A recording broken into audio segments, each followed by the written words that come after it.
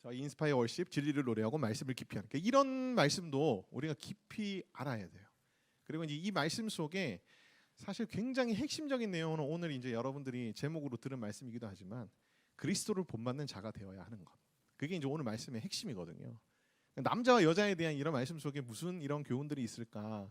그런데 핵심은 이제 우리가 예수님을 본받아야 된다라는 것이 이제 핵심입니다. 그래서 오늘 이제 11장 1절부터 같이 좀 쭉 한 절 한 절 살펴보는 시간들을 가지고 싶습니다. 자, 1절, 2절 말씀을 먼저 보죠. 내가 그리스도를 본받는 자가 된 것 같이 너희는 나를 본받는 자가 되라. 너희가 모든 일에 나를 기억하고 또 내가 너희에게 전하여 준 대로 그 전통을 너희가 지킴으로 너희를 칭찬하노라 라고 말씀하고 있습니다. 여기서 이제 전통이라는 내용이 나오거든요. 전통. 이제 우리가 전해 받은 것을 이제 보통 다 전통이라고 부릅니다. 어떤 뭐 생활 관습에 대한 부분들도 전통이라고 부르고요. 그 다음에 진리와 말씀의 가르침 이런 것들도 사실 어떻게 보면 다 이제 전통에 해당되는데 맥락 속에서는 오늘 이제 사도 바울이 이 전통을 사도 바울이 고린도 교회에 전해줬던 어떤 생활 수칙들을 이제 1차적으로는 언급하는 것 같습니다. 왜냐하면은 이후에 나오는 본문들이 이제 어떤 핵심적인 그 구체적인 문제들을 다루고 있냐면 고린도 교회에서 여성들이 머리에 쓴 이 두건을 계속 써야 하느냐 아니면 벗어도 되느냐의 문제를 이제 구체적으로 다루고 있기 때문에 사도 바울이 지금 이제 언급한 이 전통의 핵심적인 1차적인 대상은 이제 바로 고린도 교회를 사도 바울이 이제 설립을 하고 개척을 하고 그 교회를 이제 떠나오면서 그 전에 세웠던 어떤 교회 생활로서의 어떤 수칙들 이제 의미하는 것 같아요. 우리도 신앙생활을 하다 보면은 이제 교회에 와서 보면 이것이 이제 관례나 혹은 이제 관습처럼 이제 여겨지는 어떤 교회 안에 전통들이 있습니다. 때로는 이런 전통들을 이제 계속해서 우리가 고수를 해야 되느냐, 아니면은 이 전통들을 이제 바꾸어야 하느냐 이런 부분들에 있어서 참 이제 줄다리기가 시시때때로 있는 것이 사실이거든요. 제가 대학을 처음 들어갔을 때 1998년도입니다. 여기 1998년생이 있을지 모르겠지만 1998년도에 이제 제가 대학부로 이제 처음 갔을 때 제가 갔던 공동체에서는 이제 뭐가 이렇게 설왕설래하는 주제였냐 하면은 아니 교회에 어떻게 드럼을 칠 수가 있습니까? 이게 이제 그때 설왕설래하던 굉장히 핫 이슈였습니다. 그러니까 이제 교회라는 곳은 이제 건반과 오르간으로 이제 대표되는 그런 곳이었는데 그런 전통과 관례를 깨고 그죠? 어떻게 딴따라 이렇게 이제 그때 저희는 불렀거든요. 그런 딴따라에 해당되는 드럼을 어떻게 하나님을 찬양하는 그런 공간에다가 둘 수 있느냐 막 그러면서 그때도 이 전통에 대한 문제들을 가지고 굉장히 좀 많이 힘들었던 그런 경험들이 있습니다. 요즘은 어떤 것들이 있을까요? 뭐 요즘은 이제 여러분들 다 젊은 세대들이니까 이제 문신에 대한 부분들 뭐 이런 것들도 어떻게 보면은 전통이라는 관점에서 봤을 때 바꿔야 될 건가 아니면은 문신을 하지 말아야 된다는 그런 전통적인 어떤 견해를 따라야 될까 이제 이런 주제들도 지금도 여전히 우리 공동체의 어떤 과제이자 숙제 중에 하나긴 하거든요. 근데 이런 부분에 있어서 오늘 사도 바울이 한 가지 우리에게 주는 굉장히 중요한 원칙이 있습니다. 그게 뭐냐면은 우리가 지켜야 할 전통이든지 아니면은 우리가 다시 개혁하고 개정해야 될 전통이든지 우리가 가장 중요하게 원리로 내세우는 척도는 바로 그리스도를 본받기 위한 전통이냐 아니냐를 판단하는 것이 굉장히 중요하다는 거예요. 사도 바울이 오늘 이제 1절부터 이렇게 말합니다. 내가 그리스도를 본받는 자 된 것 같이 너희는 나를 본받는 자가 되라. 어떻게 보면 굉장히 사도 바울이 자신을 뭐 드러내는 말씀처럼 보일 수도 있겠지만은 그거는 이제 우리가 그냥 우리의 지금의 관점에서 이제 보는 거고 이 관점은 사실 다음 구절 때문에 사도 바울이 미리 적은 거거든요. 사도 바울이 고린도 교회 성도들에게 전해준 전통은 그죠? 사도 바울 자기 자신이 그리스도를 본받는 자였으니까 그죠? 이 전달해준 전통은 무엇을 본받는 전통이다? 그리스도를 본받기 위한 전통이다라고 이제 사도 바울이 애초부터 딱 이제 못을 받고 지금 시작하는 그런 말씀입니다. 이 전통이라는 것은, 교회 안의 전통이라는 것은 처음에 만들어졌을 때는, 그죠? 그리스도를 본받기 위해서 만들어진 것들입니다. 당시에 만들어질 당시에 어떤 사회 문화적인 상황들도 분명히 있었고요. 그런 상황들 속에서 교회의 질서라든지 혹은 실족의 문제들을 해결하기 위해서 정해놓은 그 당시 공동체적인 어떤 이제 규범이었을 거예요. 수칙이자 규범이었을 텐데, 이제 이런 부분들을 이제 우리가 좀 살펴볼 때에는 먼저 이런 전통들이 그리스도의 어떤 부분을 본받기 위해서 처음에 제작되고 만들어졌느냐를 살펴야 됩니다. 그리고 난 다음에 그 원칙과 내적 의미들을 찾고, 지금 시대는 그러면은 이 원칙과 내적 의미들을 세우기 위해서, 그리스도를 본받기 위해서 이 전통을 계속 고수할 것이냐, 아니면은 개정하고 개혁할 것이냐를 우리가 이제 고민해 봐야 되는 거죠. 시대에 따라서는 옷을 새로 입고 전통도 때로는 바뀌어질 수도 있습니다. 뭐 지금 제가 예로 들었듯이 지금 드럼 없으면 사실 지체들 다 은혜 못 받았어요 이렇게 얘기하거든요. 어떻게 보면 우리가 하나님 앞에 깊은 예배로, 옛날에는 통기타 하나만 있어도 깊은 예배로 들어갈 수 있었는데 지금은 풀세션이 갖춰져야 또 들어가거든요. 그러니까 이런 부분들은 어떻게 보면 지금 시대에 맞게 교회의 전통들도 어떻게 되는 거죠? 계속 변화가 되고 있는 거예요. 그리스도를 본받기 위해서 변화가 되어야 될 부분들은 변화를 시켜가야 된다. 근데 변화를 시킬 필요가 없는, 그리고 혹은 변화를 시켜서도 안 되는 것들은 그 전통을 또 우리는 계속 이제 지켜가야 되는 거죠. 그러니까 원칙이라고 하는 거는 이게 그리스도를 본받기 위한 전통이냐 아니냐, 이게 굉장히 중요합니다. 그러니까 문자적으로 성경에 적혀져 있기 때문에 지금도 그렇게 해야 됩니까? 라고 무작정 이제 적용할 수는 없는 거죠. 오늘 이 11장 1절부터 16절 본문은 카톨릭은 그냥 문자적으로 적용해서 지금도 지키고 있습니다. 카톨릭에 가보면 성당에서 이제 미사 드릴 때에 여성들은 다 머리에 흰색 뭔가를 쓰고 있죠. 이 말씀을 근거로 그냥 문자적으로 적용을 해버린 거거든요. 우리는 지금 그것을 쓰지는 않습니다. 우리는 문자적으로 적용하지 않고, 그죠? 이 말씀의 이면에 있는 핵심적인 원리들을 계속해서 계승하면서 시대에 맞게 바꿔가는 거죠. 그렇다면 오늘 이 머리에 두건을 쓰는 이 사도 바울의 어떻게 보면은 만들어 놓은 전통 속에는 그리스도를 본받기 위한 어떠한 원리가 담겨져 있을까를 우리가 이제 살펴보는 것이 굉장히 중요합니다. 그리고 왜 이 당시에는 사도 바울이 이러한 수칙들을 만들어 놨느냐라는 것을 우리가 상황적으로, 배경적으로 살펴보는 것이 또한 굉장히 중요해요. 그래서 이제 4절부터 6절까지를 우리가 살펴보고 싶은데, 3절은 제가 뒤로 빼가지고 나중에 이제 다른 부분들을 설명할 때 같이 설명을 드리겠습니다. 4절부터 보면은 이제 사도 바울이 이 고린도 교회에 너희가 계속 이것을 지키라고 명령했던 것들이 뭐였냐면은 전통에 해당되는 거죠. 예배 때 남자와 여자의 머리에 관한 부분이. 그래서 이제 11장 4절에 보면은 이런 말씀이 나옵니다. 무릇 남자로서 머리에 못을 쓰고 기도나 예언하는 자는 그 머리를 욕되게 하는 것이다. 그러니까 남자들은 어떻게 하라는 거예요? 머리에 쓰지 마라 라는 거예요. 그 다음에 5절 말씀에는 여성에게, 여자에게 이렇게 말하면 여자는 머리에 써라, 무조건 써야 된다. 사도 바울이 그렇게 얘기합니다. 그리고 6절 말씀에는 여자가 만일 쓰지 않으려거든 어떻게 하라? 머리를 다 밀어버려라. 와우. 성경에 이런 말씀이 있다는 게 여러분 충격적으로 다가올 수 있을 텐데, 사실 이 당시의 배경과 상황적인 부분들을 고려하면 이 말씀이 이제 무슨 말씀인지가 여러분들이 다시 잘 정리가 될 거예요. 그러니까 이제 왜 사도 바울이 이런 얘기들을 하는지에 대해서 제가 이제 배경적 상황적인 부분들을 하나씩 설명을 드리겠습니다.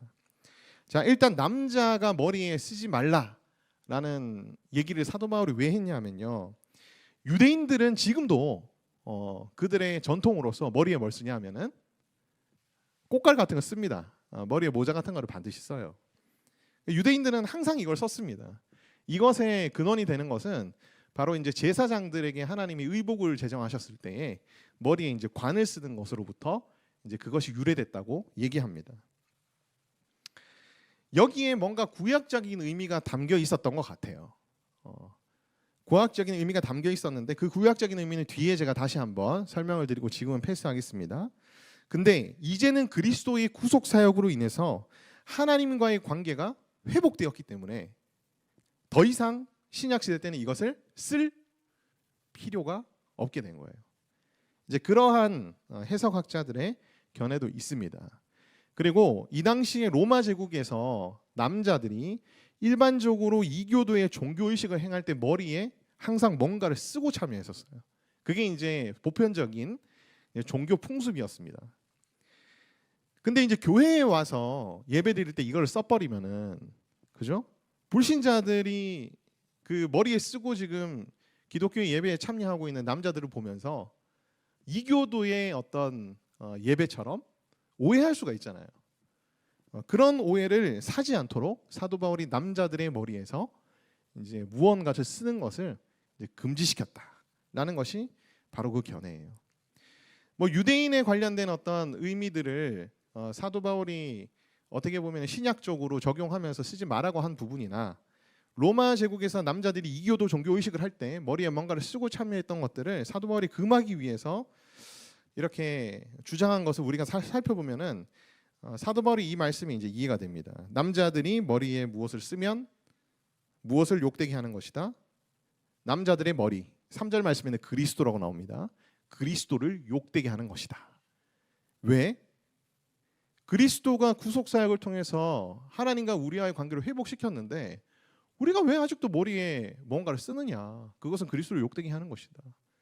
또한 우리가 이교도의 제사를 드리는 게 아닌데 머리에 뭔가를 씀으로써 보는 사람들로 하여금 이교도 제사를 드리는 것처럼 이해를 시켜버리면 그것 또한 그리스도를 어떻게 하는 것이다? 욕되게 하는 것이다. 그래서 4절 말씀에 남자가 머리에 무엇을 쓰고 기도나 예언을 하면 그 머리인 그리스도를 욕되게 하는 것이다 라고 사도 바울이 얘기하고 있는 거예요. 자, 두 번째 이제 사도 바울의 권면이죠. 5절 말씀인데 여자들은 머리에 반드시 쓰라라는 것이 이제 사도 바울의 권면의 핵심입니다. 여성들이 쓰는 두건을 이제 칼룸마라고 불렀다고 그래요. 이 당시에. 근데 이 당시에 고린도 지역뿐만 아니라 로마 제국에서는 일반적으로 머리에 이 칼룸마를 쓰지 않은 여성들은 특정한 여성들이 이것들을 쓰지 않았다 그래요. 그러니까 이제 머리에 뭔가를 쓰지 않은 여성들은 그들 중에 한 명입니다. 그들이 누구냐 하면은 첫 번째는 고급 정부들. 이제 어떻게 보면은 몸을 어떻게 파는 굉장히 고급 정부들이라고 할 수 있겠죠. 그다음 이 여인들은 이제 어떻게 보면은 굉장히 어떻게 보면 미를 사람들에게 이제 보여줘야 되는 사람들이고, 그죠? 그렇기 때문에 머리에 뭔가를 항상 쓰지 않았습니다. 그리고 머리를 항상 이제 꾸미고 다니고 굉장히 치장을 하고 다녔죠. 그 다음에 신전 여자 사제들. 고린도 지역에서는 아프로디테 신전이 있다 그랬잖아요. 그래서 이제 신전 여자 사제들은 누구를 의미하냐면은 성전에서 이제 봉사하는 창녀들을 이제 신전 여사제라고 불렀는데 이 신전 여사제들도 머리에 뭘 쓰지 않았냐? 두건을 칼룸마를 쓰지 않았습니다. 그리고 또 머리에 뭔가를 쓰지 않았던 대표적인 사람들이 누구냐 하면은 노예들입니다. 노예들은 대체적으로 머리를 다 짧게 잘랐다고 합니다. 이 당시에.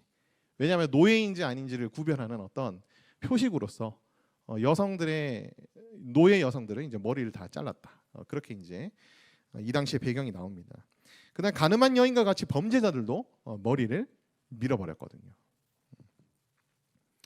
그래서 두건을 쓰지 않은 여성들이라 그러면은 뭐 이 네 부류 중에서 한 부류로 사람들이 그냥 자연스럽게 생각을 했었다는 거예요.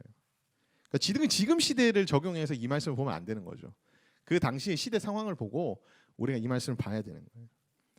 근데 교회 예배 때 여성이 머리에 두건을 쓰지 않을 경우 불신자들이 외부에서 볼 때는 어떻게 보기 쉽습니까? 저 여자들이 성전 여사제거나 혹은 고급 정부들처럼 보여줄 수 있겠죠. 그래서 저 제사는 이교도의 제사처럼 뭔가 성적 관계를 통해서 예배를 드리나 보다라고 오해받기가 딱 십상이었습니다. 그리고 성경의 가르침 역시 이제 왜곡될 수 있는 그런 여지들이 분명히 있었죠. 그래서 이제 여성들이 머리에 이걸 쓰지 않을 경우에는 어떤 결론에 도달하느냐. 그 머리를 욕되게 하는 것인데 3절 말씀에는 그 여성들의 머리가 남성이라고 나오거든요. 남자들을 욕되게 하는. 쉽게 얘기하면은 저기에 예배 드릴 때는 남자들이 다 저 여자들이랑 어떻게 하는구나? 성관계를 하면서 예배를 드리는구나. 그러니까 남자들을 욕되게 하는구나. 그렇게 이제 사도 바울이 얘기한 이유가 이런 상황적인 부분과 관련이 많다는 거예요. 만약에 머리를 가리지 않으려거든, 머리에 뭔가를 쓰고 싶지 않거든, 어떻게 하라는 겁니까? 머리를 밀어라 라고 얘기합니다. 초대교회에는요, 그 구성원들 중에 굉장히 많은 퍼센테이지가 노예들이었습니다. 그 중에 이제 여성 노예들은 머리를 제가 어떻게 한다 그랬지? 이 당시에는 다 이제 민다 그랬잖아요. 그래서 이제 초대교회 당시에 예배 중에 보면은 머리를 민 여성들이 굉장히 많았을 거예요. 굉장히 많았을 거예요.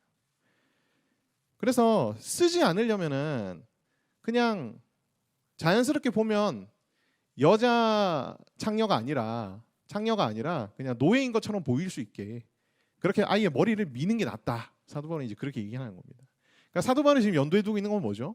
외부에서 볼 때 예배드리고 있는 여성들이, 그죠? 성전 여사제라든지 창기로 오해를 받아서 이 예배 자체가 오해받을까봐, 남자들이 그런 사람들로 이렇게 취급받을까봐 사도 바울은 이제 그걸 이제 굉장히 경계했던 그런 의미로서 이제 6절의 대안을 또 제시를 하고 있는 것을 우리가 볼 수 있습니다. 그러니까 절대로 여성들이 창녀나 이 예배가 이교도 제사로 오해돼서는 안 된다는 바울의 아주 강력한, 어떻게 보면은 염원이 담겨져 있는 그런 권면 내용이었던 거예요. 왜 사도 바울이 이런 얘기들을 하시는지 여러분 좀 이해가 되시죠? 그래서 이제 이런 배경적인 부분들을 살펴보면 이것이 그냥 되게 남성 우월주의적으로 뭔가 여성들한테 강요하고 강압하듯이 주어진 어떤 그런 풍습 혹은 이제 전통이 아니라는 것에 대해서는 여러분들이 충분히 잘 이해할 수 있으리라 생각합니다. 이런 원칙들을 사도 바울이 떠난 후에 다시 강조할 수밖에 없었던 이유, 고린도전서의 목적이 뭐라 그랬죠? 사도 바울이 떠난 후에 고린도 안에서 또 막 이것저것을 가지고 교회의 혼란을 조장하는 그런 무리들이 많이 있었는데 이 부분들을 이제 사도 바울한테 다시 질의를 하고 답변을 받는 것이 뭐였죠? 바로 고린도전서잖아요. 그래서 이제 아마 이 여인들 중에 그리스도인의 자유함을 주장하면서, 우리가 지금 계속 그리스도인의 자유 남용에 대해서 이제 계속 얘기를 해오고 있잖아요. 그리스도인에게 주어진 어떤 자유를 남용하는 어떤 여인들로 인해서 이제 공동체에 굉장히 큰 혼란이 있었던 것 같습니다. 그래서 이제 특히 두 권을 쓰는 부분에 있어서 이제 여성들이 나 이거 안 쓸래라고 했던 사람들이 굉장히 좀 있었던 것 같아요. 이 부분에 대해서 사도 바울이 이제 얘기를 한 거였죠. 머리에 뭔가를 쓰는 것에 대한 의미와 근본적인 이유에 대해서 깊은 생각 없이 무작정 자유함을 근거로 마음대로 행해버리면 여러분 복음 전도에 굉장한 방해가 될 수 있고 교회의 근간을 흔들 수 있습니다라고 이제 사도 바울이 이제 얘기를 하는 본문이 바로 11장 1절부터 6절까지 말씀이라고 할 수 있습니다. 믿음이 약한 자들이나 생각이 짧은 자들은 주로 어떤 사람들이냐면요, 팔랑귀를 가지고 있는 사람들. 이 사람 말을 들으면 그런가 이렇게 이제 뭔가 자기의 어떤 주관과 판단력 없이, 그죠? 사람들의 말에 이리저리 이제 휩쓸리는 사람들을 좀 이제 생각이 짧다라고 이제 제가 말씀드리고 싶은데, 이런 사람들이 그리스도인의 자유를 주장하고 있는 여자들의 말들에 굉장히 많이 이렇게 동조하기 시작했던 것 같아요. 그래서 사도 바울이 이 얘기들을 굉장히 강하게 권면하고 있는 것이다 라고 우리가 생각할 수 있습니다. 그래서 우리가 어떻게 보면 공동체 안에 어떤 규율이라든지 수칙들을 이제 세울 때에는 이것이 복음 전도에 굉장한 방해가 된다든지, 그다음 공동체를 굉장히 이제 흔들 수 있는 그런 부분에 있어서 그걸 방지하기 위한 차원의 전통이라면, 수칙이라면, 우리는 당연히 이것을 어떻게 해야 하죠? 당연히 세울 필요가 있습니다. 당연히 세울 필요가 있어요. 그렇지 않으면 굉장히 문제가 생기고 하나님 나라의 확장에 있어서 굉장히 어려움을 초래하게 되고, 공동체에 있어서 어떻게 보면은 더 깊이 말씀 안에서 온전해지는 부분에 있어서, 성장하는 부분에 있어서 굉장한 어려움을 겪을 수가 있어요. 그래서 제가 이걸 말씀드리는 이유는, 여러분들이 지금 다니시고 있는 그런 공동체나 이제 교회 안에 어떤 수칙들이 있는지 한번 살펴보세요. 그리고 그러한 것들이 왜 세워졌을까를 여러분들이 한번 깊이 고민해 보시면 좋을 것 같습니다. 그렇다면 조금 여러분들에게 불편하게 여겨지고 부담스러워지는 어떤 그런 수칙들과 규범들도, 그래서 그렇구나, 우리가 다 그리스도로 본받기 위해서 이러한 전통들이 생겼겠구나 라는 그런, 어떻게 보면은 인정과 수용이 여러분들의 마음속에 생길 수가 있습니다. 한편으로는 여러분들이 그것들을 보면서 이거는 진짜 그리스도로 본받기 위한 거랑은 전혀 상관없이 오히려 뭔가 사람들의 마음을 더 실족하게 만들고 하나님 나라의 복음 전파를 좀 더 어렵게 만드는 그런 전통이라면, 여러분들은 그 부분들을 어떻게 하셔야 되겠죠? 앞으로 개정하고 개혁해 나가는 사람들이 되셔야 되는 거예요. 적어도 하나님이 우리를 교회의 한 지체로 부르셨다면, 우리에게는 어떠한 사명이 주어진 자들이냐 하면, 교회를 건강하게 하고 교회를 온전히 세우는 데에 우리가 쓰임 받는다는 어떤 그런 사명이 다 우리에게 주어져 있는 거거든요. 그러니까 남일 쳐다보듯이 그렇게 교회의 문제들에 대해서 외면해 버리시면 안 됩니다. 물론 이제 지금 당장 내가 그것을 어떻게 바꾸거나 개혁할 수 있는 그런 위치도 아니고 그런 힘도 없을지라도, 여러분, 우리가 할 수 있는 가장 강력한 무기가 뭐죠? 기도잖아요. 기도. 우리의 공동체를 위해서 기도하면서 이런 부분들이 계속해서 나아지고 바뀌어질 수 있도록 또한 이제 노력을 하셔야 되고, 제가 이제 자주는 아니지만 간간히 여러분에게 말씀드린 적이 있죠. 여기 계신 분들은 30년, 40년 후에 제가 무엇을 기대한다고요? 우리 남자분들은 교회의 수석 장로님이 되시고, 우리 여성분들은 뭐가 되시라? 아주 힘 있는 권사님이 되셔라. 혹은 남편을 수석 장로를 만들어도 되지. 남편 어차피 내가 흔들 거니까. 그래가지고 여러분들이 진짜 한 20, 30년 정말 기도하면서 바라보는 것들이, 그죠? 때가 되었을 때 여러분들을 통해 가지고 교회에서 뭔가 더 온전해지는 어떤 방향으로 쓰임 받을 수 있다면 얼마나 좋겠습니까? 저는 그것을 꿈꾸면서 사실 이 운동을 시작했거든요. 충분히 가능할 수 있으리라 믿습니다. 저는. 자, 이제 사도 바울이 상황적이고 배경적인 부분에서 이제 이런 얘기들을 했다라는 걸 이제 함께 나눴는데, 사도 바울이 이것만 얘기하지 않습니다.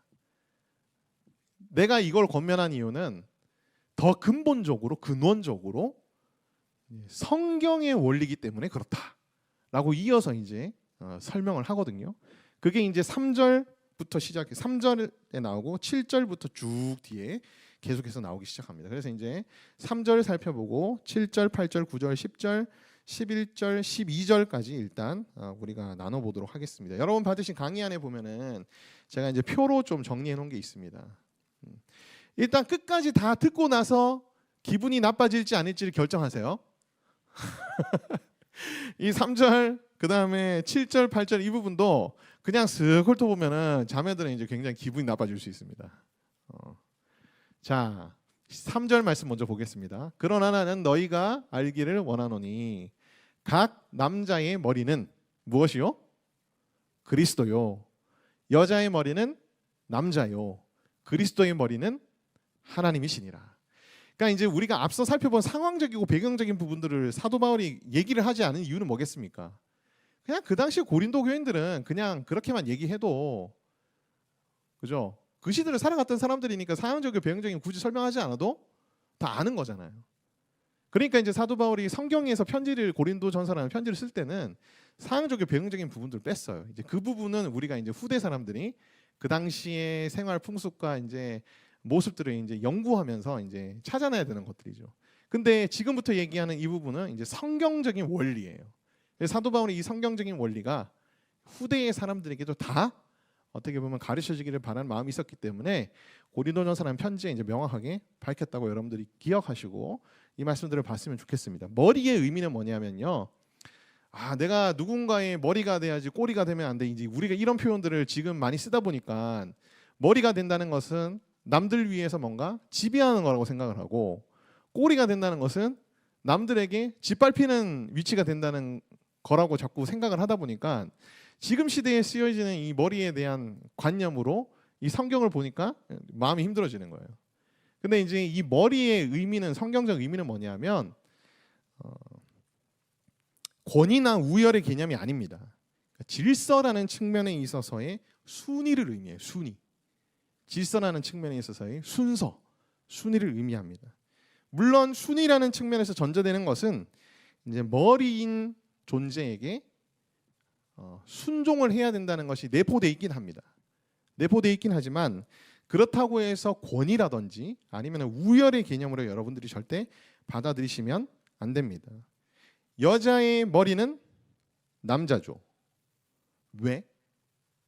여자보다 남자가 먼저 창조됐으니까. 그냥 그겁니다. 그거 하나밖에 없어요. 여자의 머리는 남자고 남자의 머리는 무엇입니까? 그리스도입니다. 그리스도의 머리는 누구죠? 하나님이죠. 그러니까 그리스도의 머리가 하나님이라는 것과 여자의 머리가 남자라는 것이 지금 어떻게 보면 대비돼서 나오죠. 그래서 이제 여자의 머리가 남자라는 말씀을 이제 우리가 이해할 때에는 하나님과 그리스도의 관계를 통해서 살펴보는 것이 매우 중요합니다. 자, 성부와 성자는 동등하신 분이세요. 동등하신 분. 하지만 성자는 성부에게 어떻게 하죠? 순종합니다. 그러니까 이제 이것이 그리스도와 하나님 사이에 담겨져 있는 개념이거든요. 그러니까 이제 여자의 머리로서 남자를 언급할 때에는 여성과 남성은 동등합니다. 동등하지만 창조 질서에서 우리가 살펴봤듯이, 그죠? 여자가 남성에게 이제 순종해야 된다라는 개념이 이제 기본적으로 이제 내포가 돼 있는 거예요. 근데 아담과 하와의 이후로, 그죠? 죄가 이 세상에 들어오고 모든 사람들이 다 죄인이 돼버렸기 때문에, 그죠? 여성들이 남자에게 순종하는 것이 정말 싫고 짜증나는 일이 돼버린 거예요. 타락하기 전에 아담과 하와의 관계 속에서, 그죠? 하와가 아담에게 순종하는 부분들은 지금 우리가 여성이 남성에게 순종을 어떻게 보면 해야 된다는 부분과는 굉장히 다르다는 것을 이제 우리가 먼저 전제로 깔고 생각하셔야 됩니다. 이 사도 바울은 지금 원론적인 부분들을 얘기하는 거예요. 원론적인 부분들. 실제 생활상에 있는 부분들에 있어서도 물론 이제 창조 질서가 이렇기 때문에 그 창조 질서를 회복하는 의미에서 우리 여성들이 남자들에게, 그죠? 순종하십시오라고 이제 얘기는 하지만 원론적으로는 이제 이런 어떤 하나님의 창조 질서가 있기 때문에 이제 여성의 머리는 남자고, 그래서 여성은 남자에게 이제 순종을 해야 된다라고 이제 얘기를 하는 거예요. 근데 이 창조 원리가 되게 신기한 게요.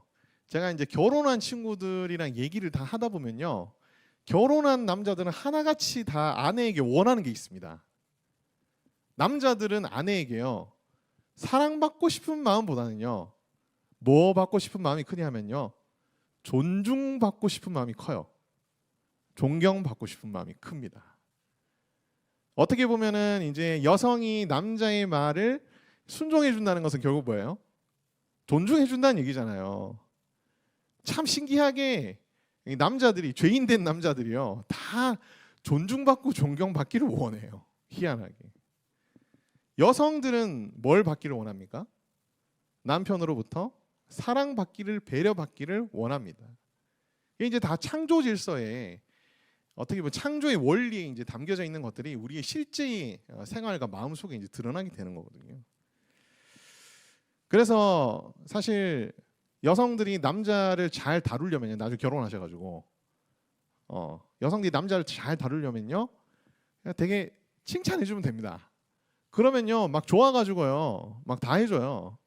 실제로 되게 남자들은 단순하고 정말 다루기 쉬운 동물이에요. 어쨌든 이제 사도 바울은 이 창조의 어떤 원리 속에서 남성이 여자의 머리가 되었다라고 이제 그렇게 얘기를 합니다. 물론 지금은 우리가 죄로 인해서 오염돼 버린 하나님의 형상이 깨어졌기 때문에 참 이것이 어떻게 보면은 우리한테 곤욕스럽고 그 다음에 따르기 힘들고 싫은 게 돼버린 거죠. 그건 이제 죄 때문에 그렇다는 거 여러분들이 기억하시면 좋겠습니다. 제가 왜 이렇게 말을 장하게 하는 줄 아세요? 내가 오해받으면 어떡하지? 그런 두려움이 아직도 제 속에 있습니다. 제가 실수한 거 없죠? 남자들은 끄덕거릴 필요 없어요. 자매들이 어떻게 받았느냐가 중요하기 때문에. 자, 7절 말씀 보겠습니다. 남자는 하나님의 형상과 영광이니 그 머리를 마땅히 가리지 않거니와 여자는 남자의 영광이니라 라는 말씀이 있습니다. 자, 하나님의 형상대로 먼저 창조된 존재가 아담이죠. 남자입니다. 남자예요. 하나님의 형상과 영광을 드러내기 위한 어떤 대표성이 누구에게 먼저 부여가 됐죠? 아담에게 먼저 부여가 되었습니다. 아담에게 먼저 이제 남성에게 이제 먼저 위임이 된 거죠. 어떻게 먼저 창조가 됐기 때문에. 이것은 이제 우리가 좀 확대해서 보면요, 예수님이 왜 남자로 이 땅에 오셨냐도 우리가 좀 생각해 볼 수 있는 근거 같아요. 예수님이 여자로 오면 되지 왜 남자로 오셨어요? 유대 사회에서 뭐 이렇게 남성이 더 권위가 있었기 때문에 그렇다라고 이제 우리가 그냥 생각하는데, 좀 더 성경적으로 생각해 보면요, 하나님이 창조하실 때 남성을 먼저 창조하셨고 남성에게 하나님의 형상과 영광을 드러내는 어떤 사역을 위임하셨거든요. 그래서 예수님도 남성으로서 이 땅에 오셔서 하나님의 형상을 회복하고 하나님의 영광을 드러내신 거예요. 그것은 하나님의 창조 질서 속에서 이루어진 것이기 때문에 뭐 우리가 더 이상 왈가왈부할 수 있는 문제는 아니라는 거죠. 여성도 역시 마찬가지긴 하지만 여성은 그 존재의 목적 자체가 대표성을 지니고 있는 남성의 존재의 목적, 그러니까 하나님의 형상과 영광을 드러내는 남성의 존재론적인 어떤 목적을 더욱더 잘 성취하도록 어떻게 하기 위해서 만들어진 존재? 돕기 위해, 돕는 배필로서 만들어진 존재다. 그래서 여자는 남자의 영광을 드러내는 존재가 된 거예요. 사도 바울은 그렇게 설명합니다. 이어서 사도 바울이 얘기하죠. 남성은 이제 그리스도의 구속 사역으로 인해서 하나님의 형상이 이제 깨졌다가 다시 어떻게 되죠? 신약 시대의 남성들은 회복됐기 때문에, 물론 이제 완전히 회복된 건 아니에요. 아직 완전히 회복된 건 아니지만 회복되어 가는 과정 중에 있기 때문에, 회복된 것이기 때문에 이제 남자는 뭘 할 필요가 없다? 가릴 필요가 없게 된 겁니다.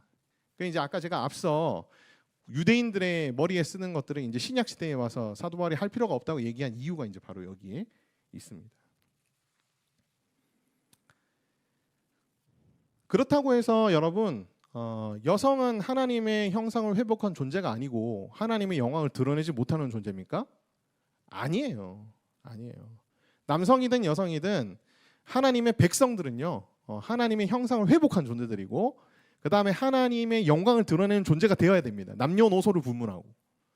근데 이거는 뭐냐면은 이제 남자와 여자라는 어떤 존재의 어떤 창조 원리 속에서를 살펴본 거예요. 무슨 말인지 이해되시죠? 그래서 남성에게는 그 대표성이 있고 여성은 그 대표성을 더욱더 어떻게 보면은 부각시키고 잘 세우는데 돕는 배필로서 주어진 존재. 제가 일전에 한번 말씀드린 적이 있습니다. 돕는 배필이라고 해서 여러분 기분 나빠하지 마시라 그랬죠. 남자는 도움이 필요한 존재일 뿐인 거고 여성은 도움을 줄 수 있는 아주 훌륭한 존재이다 라고 돕는 배필을 여러분들이 해석하시면 되는 겁니다. 굳이 기분 나빠하실 필요가 전혀 없어요. 자, 8절 말씀 12절 말씀을 보도록 하겠습니다. 남자가 여자에게서 난 것이 아니요 여자가 남자에게서 났으며라는 말씀이 있습니다. 이 8절 말씀은요. 이제 여성의 창조의 기원이 어디에 있느냐? 남성에게 있다는 것을 얘기해 준 거예요. 그러니까 아담이 자고 있을 때 하나님께서 갈빗대를 취해 가지고 하와를 만드셨잖아요. 그래서 이제 여성의 어떻게 보면 기원이 남성에게 있다라는 것을 얘기하는 것입니다. 이거는 남성의 우월성을 드러내기 위함이 아니라 창조 순서에 있어서 우선성을 이제 드러내고자 사도 바울이 한 말씀이다. 근데 12절 말씀을 제가 왜 가져왔냐면요. 12절 말씀에 여자가 남자에게서 난 것 같이 뒤어 뭐가 나옵니까? 남자도 여자로 말미암아 났습니다. 근데 18절에 보면은 남자가 여자에게서 난 것이 아니요 이렇게 얘기하잖아요. 그러니까 이제 8절 말씀은 뭐냐면 아담과 하와에 대한 말씀이고 그 다음에 12절 말씀은 뭐예요? 뒤에 남자도 여자로 말미암아 났음이라는 이후의 우리들을 향한 말씀이에요. 모든 남자들도 누구로부터 출산을 당한다고 얘기해야 되나? 누구로부터 납니까? 엄마로부터 나잖아요. 여성으로부터 납니다. 여성부터 나요. 이제 그 얘기를 하는 것이다. 여러분들이 생각하시면 되고요. 그다음 9절 말씀을 보겠습니다. 9절 말씀. 여자가 남자를 위해서 지음을 받았다. 남자가 여자를 위해서 지음 받은 것이 아니다. 그러니까 이제 아까 돕는 배필과 관련된 내용인데 자매들도 기분 나쁠 수 있습니다. 근데 그 돕는 배필을 할 때 이제 돕는이라는 히브리어는 이제 에체르라는 단어인데요. 이 단어는 종이 주인을 돕기 위해서 수종드는 듯한 뉘앙스는 절대 아닙니다. 이 단어가 구약 성경에서 하나님이 모세와 그의 연약한 백성들을 돕는다고 할 때 굉장히 많이 쓰여진 단어예요. 이 단어는. 그러니까 뭔가 자비와 긍휼의 마음으로 열등한 존재들을 돕는 듯한 그런 뉘앙스로 성경에서 더 많이 쓰였지. 뭐 종이 주인에게 수종드듯이 쓰여진 단어가 아니에요. 이 단어가 누구에게 쓰여졌느냐? 바로 여자들에게 쓰여졌다는 거예요. 여자들에게. 뭐 그렇다고 제가 남자가 열등하다 이걸 얘기하는 건 아닙니다. 그러니까 이제 여자가 열등하다는 인식을 여러분들이 가지지 마시라는 의미에서 제가 이제 말씀드리는 거예요. 창조 질서에 있어서 남성과 여성의 구별에 담긴 창조의 목적과 남성과 여성의 역할의 차이를 이제 강조하고자 하는 그런 사도 바울의 가르침이다. 라고 여러분들이 생각하시면 됩니다. 그러므로 여자는 천사들로 말미암아 권세 아래에 있는 표를 그 머리 위에 둘지니라라는 말씀이 있습니다. 이게 이제 해석적으로 굉장히 분분한 건데요. 제가 이제 여러 견해들을 좀 살펴보면서 이제 최종적으로 정리한 내용은 뭐냐면 천사들로 말미암아는 뭐냐면요. 우리가 예배 가운데 있을 때 하나님 임재하시잖아요. 그때 천사들도 어떻게 합니까? 하나님을 수종드는 존재니까 같이 있겠죠. 그러니까 기본적으로 돕는 존재가 천사들이기도 합니다. 우리를 돕기도 하고 하나님을 수종드는 존재들이니까. 근데 천사들 때문에 혹은 이제 천사들처럼 권세 아래에 있는 표를 머리에 둘지니라는 말은 뭐냐면은 여자에게 주어진 권리, 즉 자유로운 스스로의 선택으로 머리에 쓰면 그것이 천사와 같은 역할을 하는 것이다. 마치 천사가 하나님을 돕고 하나님 도움 필요 없지만 하나님을 수종들고 그 다음에 예배 가운데 참여하는 자들을 돕는 것처럼 여성들이 머리에 스스로의 의지적인 선택으로 머리에 쓴다는 것은 그 예배 가운데 참여하는 자들을 어떻게 하는 거예요? 천사들처럼 돕고 위하는 것이다 라고 이제 사도 바울이 그런 의미에서 이 10절 말씀을 한 것이다 라는 것이 해석학자들의 견해입니다. 11절 말씀.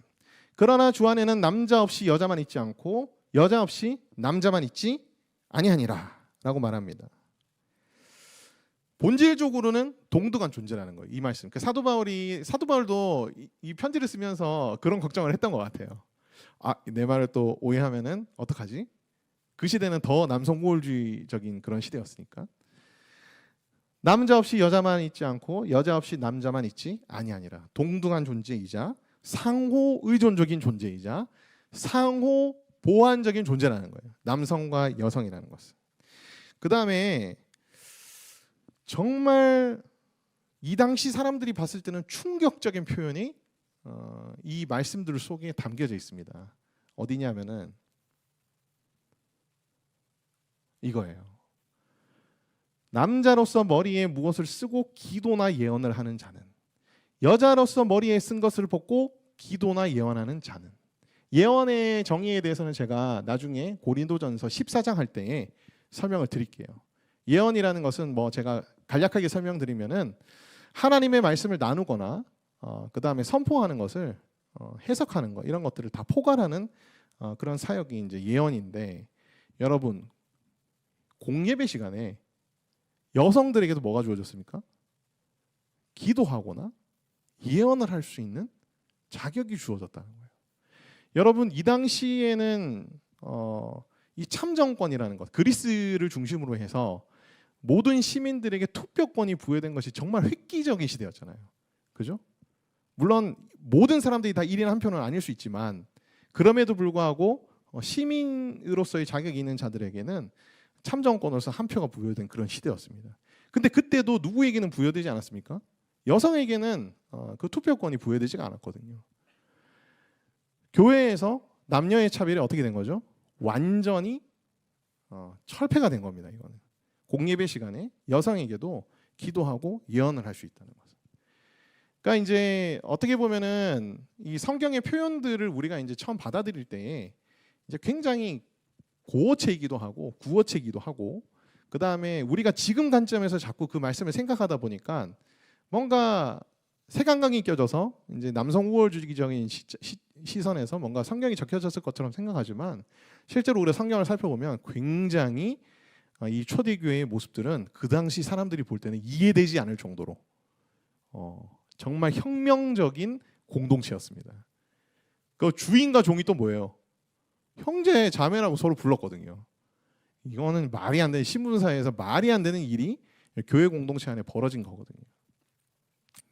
이어서 사도 바울은 12절 말씀에 이렇게 말합니다. 남자도 여자로 말미암아 났습니다. 그 여자가 남자에게서 난 것 같이 아담과 하와에 대한 말씀이죠. 그러나 일반적으로 모든 남성들은 여성으로부터 태어나게 된다.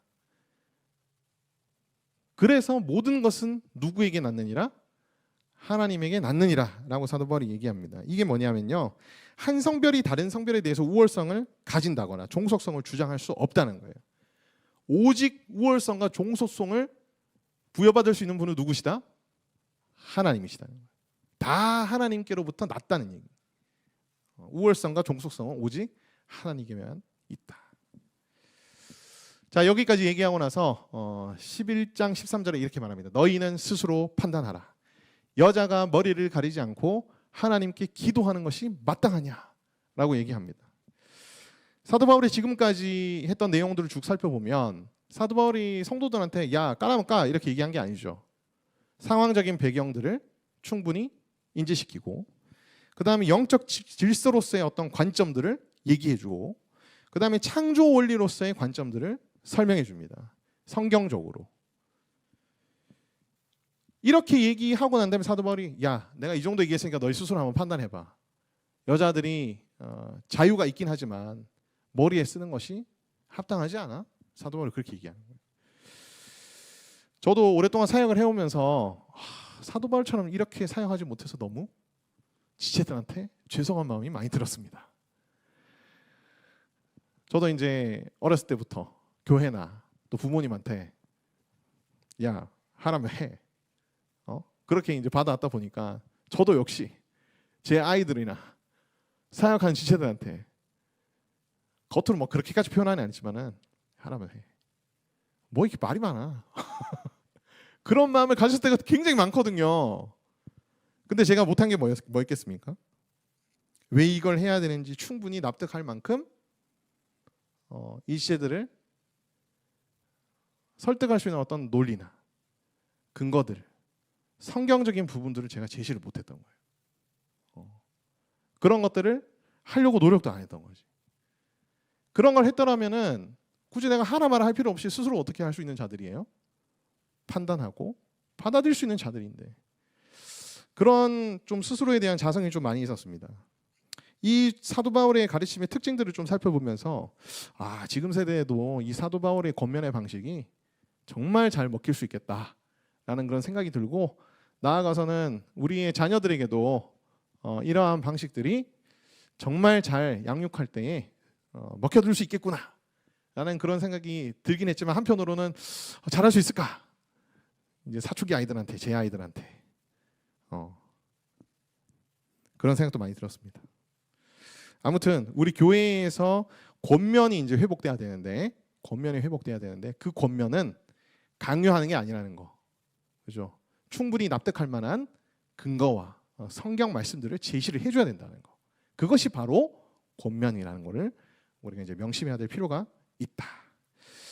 이어서 이제 14절 말씀에 보면은, 남자가 긴 머리가 있으면 자기에게 부끄러움이 되는 것을 본성이 너에게 가르치지 않아. 이건 이제 일반적으로 보편적인 어떤 생각인 거예요. 그러니까 남자가 머리가 너무 길면 사람들이 볼 때 남자는 보통 다 짧은데, 그죠?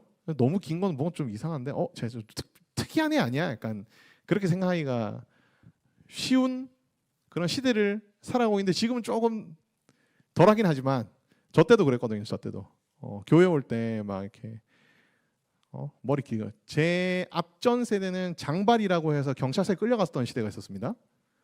80년대. 그래서 이제 장발이 어떻게 보면은 이제 사회 권력에 대한 저항의 하나의 상징이었거든요, 그 당시는. 근데 어쨌든 그래도 뭐 보면은 머리를 깔끔하게 다니고 하는 게, 남자들이 깔끔하게 다니고 하는 게 좋지. 여성들은 어때요? 머리를 그래도 길게 하는 것이 그래도 더 아름다워 보이고 가꾸는 것이라고 생각하는 경향이 또 있죠. 한 번 이렇게 뭔가 나의 전환을 위해서 싹둑 잘라버리는 경우들도 많긴 하지만, 또 결국은 많이 기르더라고요, 저는 보다 보니까. 근데 이제 이게 뭐 다 절대적인 건 아니지만은, 사람에게는 기본적으로 가지고 있는 내재된 본성이 그렇다, 이제 사도 바울이 이제 얘기를 하는 겁니다. 근데 만일 여자가 긴 머리가 있으면 자기에게 영광이 되나니 라는 말은, 여자가 긴 머리가 있으면 스스로 어떻게 해요? 아름다움을 드러내는 거니까 자기에게는 뭐가 됩니까? 영광스러움이 되는 거다라고 이제 사도 바울이 얘기를 하는 거거든요. 이어서 이제 긴 머리를 가리는 것을 대신하여 주셨기 때문이라. 이 말은 뭐냐면은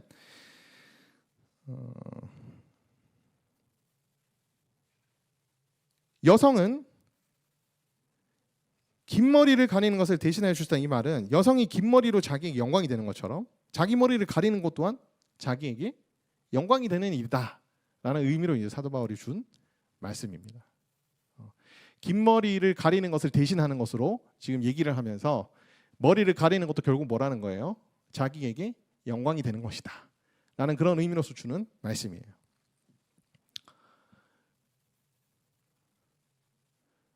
남자에게 긴 머리가 있으면 자기에게 부끄러움이 된다는 건 뭐냐면, 이 당시는 긴 머리 남성이 호색한이거나 혹은 이제 여성 역할을 하는 동성애자로 비춰졌던 시대였습니다.